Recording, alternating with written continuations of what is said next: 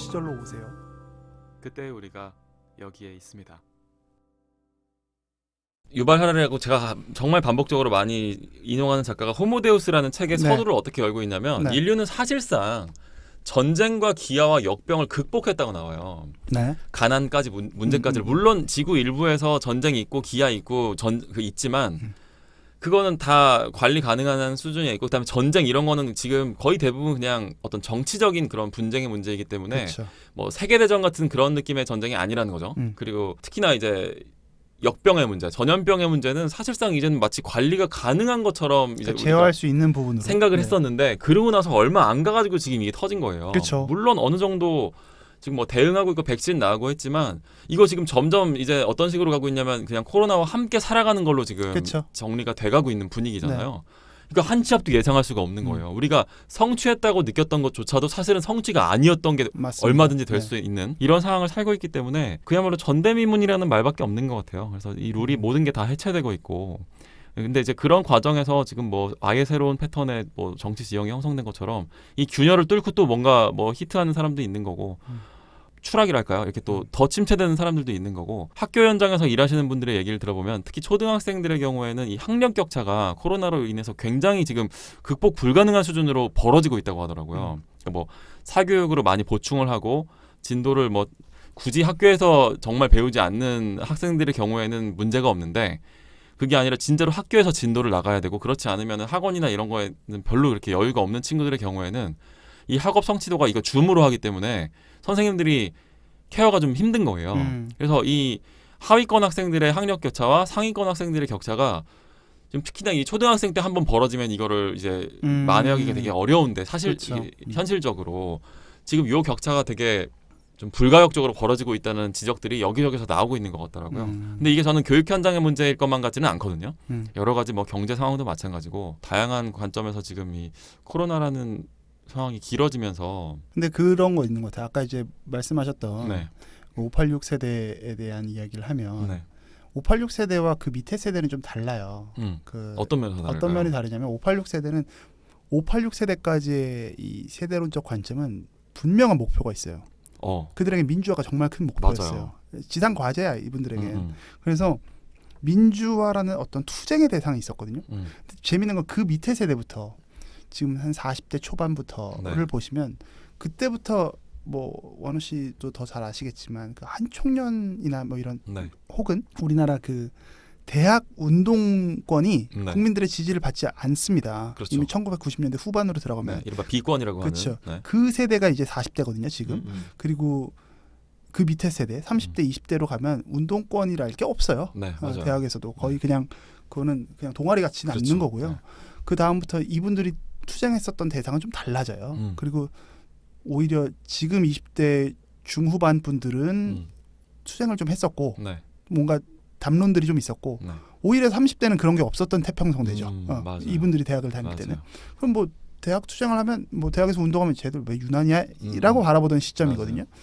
그래서 이 지금 20, 30, 40대가 싸우는 방식이 50대가 싸우는 방식과 다르다는 거예요. 저는. 맞아요. 그건 분명히 있는 네, 것 같아요. 그분들은 투쟁의 방식으로 뭔가를 선점해야 되는 거고 네. 이분들은 이 밑에 있는 세대는 어떻게 서로의 이야기들을 다원적으로 할 수 있는가가 조금 더 열려 있어요. 50대보다 분명히. 그렇죠. 근데 50대 이상의 분들에게는 all or nothing의 개념이기 때문에 winner takes all의 개념이기 때문에 네. 이 여지를 사실 이 자리를 밀어내주는 게 쉽지 않을 거라는 생각이에요. 네. 저는 이게 결국 이거는 그래서 한 세대가 지나야지 가능한 건데 그러기엔 너무 시간이 오래 걸리잖아요. 그렇죠. 그리고 그걸 그냥 무작정 기다린다는 것 자체는 좀 너무 무기력하죠. 네, 근데 네. 점점 20, 40대가 이제 메인스트림에 올라오면서 이 가치들이 결국은 자연스럽게 밀어내긴 할 거예요. 네. 밀어내긴 하겠지만 그 전까지는 조금 더 목소리를 낼 수 있는 사람들이 좀 실력을 갖고 있으신 분들이 여러 가지 방면에서 이야기를 해줄 수 있는 게 전 좀 이제 피로감을 느껴요. 네. 더 이상은 또 다른 평론가를 보고 싶어요.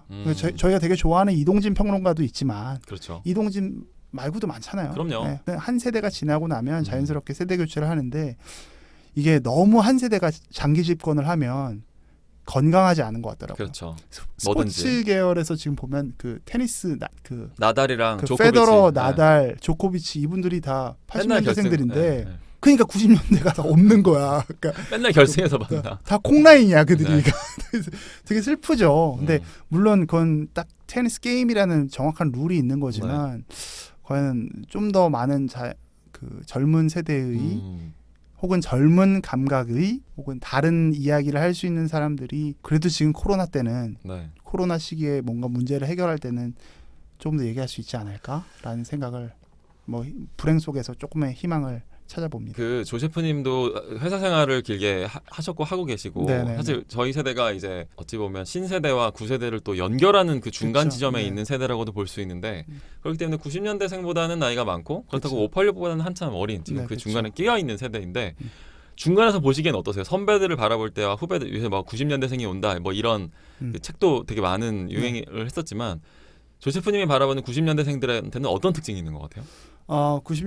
90년대생들이 제가 그러니까 젊은 분들이 이제 빨리 메인스트림에 안착해야 한다라는 얘기를 하면서도 또 동시에 네. 제가 뭐 꼰대같이 느껴지는 부분도 있지만 네. 그분들이 갖고 있는 아직 설익은 논리들도 너무 많죠. 그러니까 예를 들면 내로남불이죠. 그러니까 본인이 네. 본인들의 가치를 증명하는 게 아니라 본인들의 싫고 좋음으로 이거를 윗세대를 그냥 무작정 비난하는 네. 그러니까 어떤 일을 했는데 일을 자기가 잘못한 걸 갖고 네.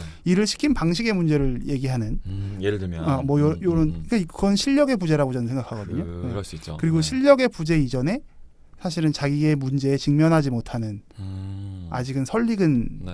자꾸 청춘- 다른 데서 이유를 가져오는 그렇죠. 핑계를 네, 대는. 핑계를 대려고 하는. 근데 저는 그 핑계를 대가는 과정에서 사라질 때 우리가 좀 더 직면할 수 있을 때 서로 책임 있는 대화를 할 수 있다라고 생각해요. 물론 저 역시도 그러지 못할 때도 많지만 네. 근데 그게 모든 세대에 다 아울러지고 네. 있는데 요새 그 20대 분들은 때때로 그걸 그냥 단순한 꼰대라는 이름으로 네. 총칭해서 자신은 그 안에서 문제가 없는 사람인 것처럼 행동하는 거는 별로 성장에 도움이 안 되는 게 아닐까라는 생각을 꼰대 같은 마인드로 그리고 해봅니다. 또 다른 관점에서 우리가 선이고 뭐 이렇게 갈 수도 있는 거죠. 우리는 항상 젊음이 피해자고. 근데 젊음이 선이고 젊음이 피해자라는 말은 젊음은 늘 피해자인 시절이 있죠. 네, 네. 어떤 세대랑. 근데 젊음이 늘 선이 될 수는 없거든요. 그렇죠. 네. 젊음은 필연적으로 늙어가는 거고 그러면 필연적으로 악해지는 과정이냐? 그렇지 않잖아요. 네. 그러니까 저는 이게 그 아까 586 세대를 비판하셨던 부분으로 어떤 선악구도로 이야기하시는 네네. 부분도 있는데 저는 이 선악구도를 갖지 않는 게 조금 더 진보하는 다음 세대의 네. 아젠다라고 저는 생각해요. 네.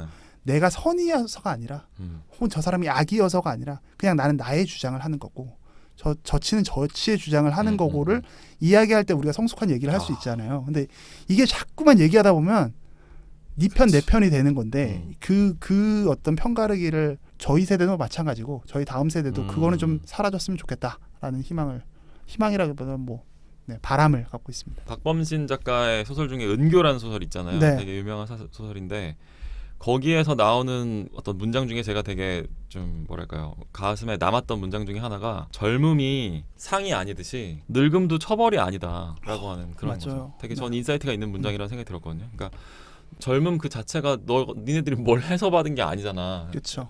우리를 무슨 마치 죄악인 것, 짐짝인 것처럼 그렇게 뭐 어떤 우리가 무슨 잘못을 해서 늙은 것처럼 그렇게 얘기하지 말아줘라는 어떤 하나의 나이 먹은 어떤 한 남자의 뭐 외침 같은 거죠.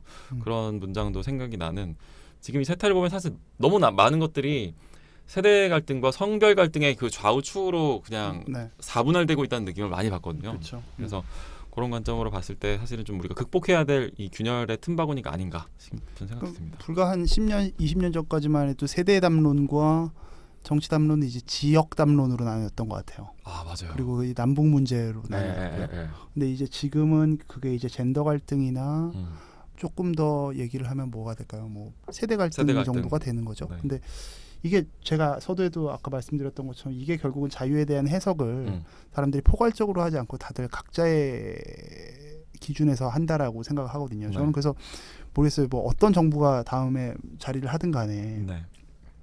우리가 그 헌법 개정에 대한 얘기를 계속 하잖아요. 근데 그 문제를 좀 좀 더 공론화했으면 좋겠어요. 이제 거기서 우리가 자유에 대해서 어떻게 이야기할 것인지에 대해서 한번 짚고 넘어가야지. 이게 20대가 얘기하는 자유와 50대가 이야기하는 자유와 그렇죠. 이게 다 달라요. 맞아요. 어떤 사람은 자유를 민주화로 생각하고 어떤 사람은 내 편의를 생각하고 네. 이게 너무 다 달라서 우리가 그거에 대한 좀 고민을 하는 시간이라도 있어야 되지 않나라는 생각을 합니다. 그래야 지금 있는 갈등들이 네.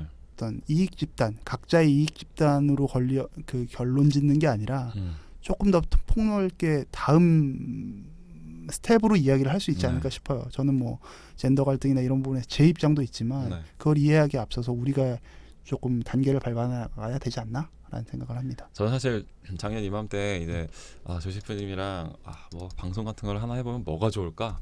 그렇죠. 라고 생각할 때 마지막까지 고민한 게 사실은 정치 팟캐스트였어요. 네. 하면은 진짜 뭐 준비도 안 해도 될 수도 있어. 와가지고 떠들어라 이렇게 얘기하면 좀 더 자극적이고 좀 더 그 되게 이렇게 될 거 있을 것 같지만 어떤 의미에서는 너무 그거는 뭐랄까 쉬운 길이라면 좀 이상하지만 뭐 우리가 하면 무조건 잘 됐을 거라는 뭐 보장은 없지만 그거보다는 저희가 좀 더 생명력이 길게 남을 수 있는 그때는 힘들더라도 그래서 그냥 저는 이제 영화로 같이 해보는 게 어떠냐라고 이제 얘기를 했었던 건데 여러분들 이렇게 한 번씩 그 정치 사회적인 얘기 나누면 지금 조세프님 완전히 뭐 물 만난 물고기처럼 지금 막 떠들고 계시잖아요. 이런 모습도 저희가 종종 이 민생 발굴 시간에서 한번 다뤄볼 수 있도록 하겠습니다. 그리고 저는 근데 지금 현재는 어떤 지지하는 정당은 없습니다, 여러분. 네, 맞아요. 네, 전혀 이거는 아마 원우 씨가 더 잘 알 거예요. 네, 맞아요. 되게 그렇습니다.